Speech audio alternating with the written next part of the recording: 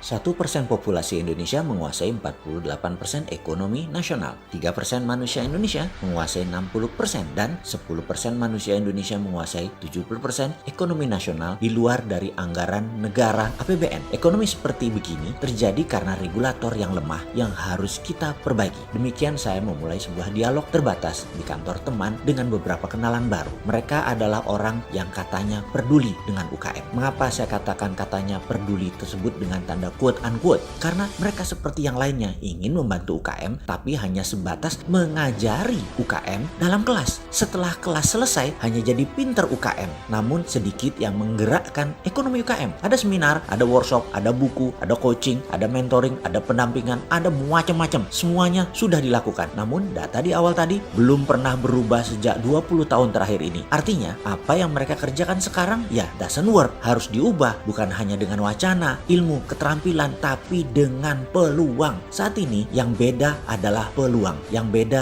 yang tidak adil adalah kesempatan. Coba deh, apa syarat pinjaman bank? Ada jaminan. Apakah semua pengusaha punya jaminan? Apakah UKM punya jaminan? Pertanyaan berikutnya, apakah syarat IPO di bursa saham? Omsetnya harus di atas 50 miliar setahun atau kapitalisasinya harus besar. UKM bisakah melantai di bursa IDX? Pakai fintech?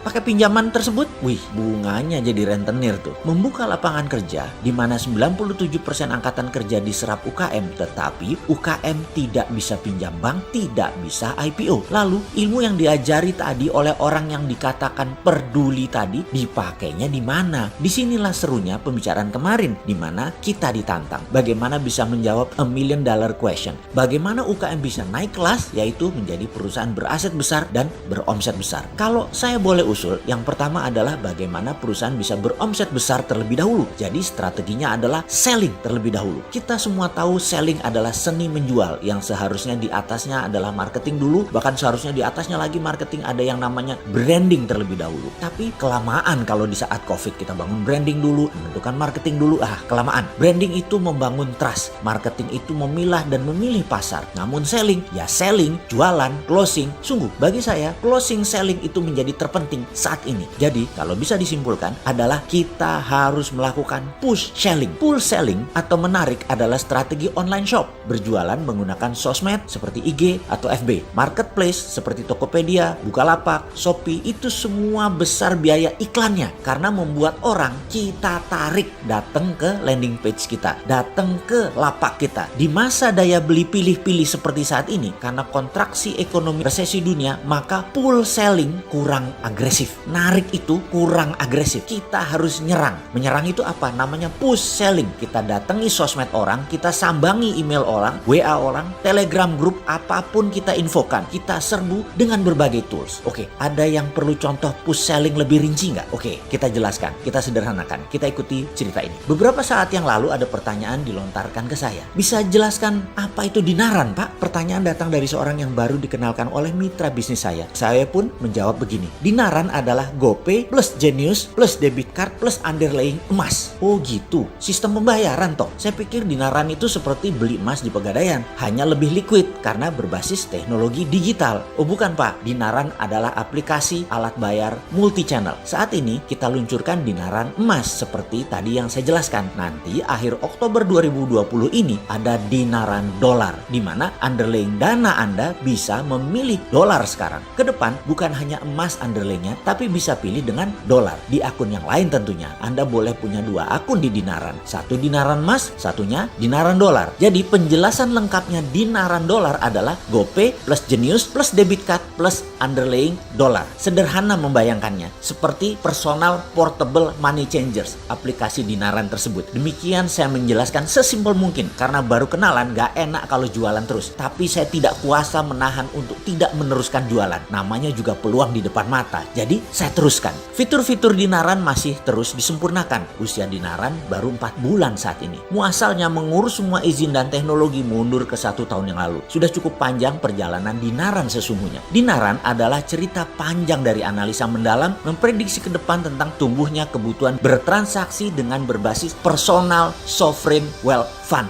yaitu uang pribadi masing-masing setiap individu punya underlayingnya. Di sisi lain, aplikasinya harus memiliki semua sarana untuk uang keluar dan uang masuk. Wallet, e-money, debit, dan berbagai multi-channel harus bisa menjadi sarana bayar atau sarana transaksi. Dinaran saat ini belum berani klaim diri sebagai the first digital banking 5.0, yaitu banking from non-bank. Belum, Dinaran masih bayi, baru 150.000 member dan nasabah yang terdaftar 4 bulan ini. Masih banyak fitur-fitur yang belum selesai dan terus disempurnakan. Kami optimis dalam beberapa tahun ke depan, Dinaran akan diperhitungkan di kancah internasional. Semua ini sangat bergantung kepada Anda sahabat semua yang percaya dengan kekuatan nasional yang bisa menjadikan Indonesia pemain kelas dunia. Sahabat, terima kasih atas kepercayaan dan dukungan terhadap Dinaran. Bagi sahabat yang ingin bergabung dan mendaftar, bisa download aplikasi di App Store atau transaksi langsung di web dinaran.id. Demikian contoh sederhana push selling. Semoga bermanfaat.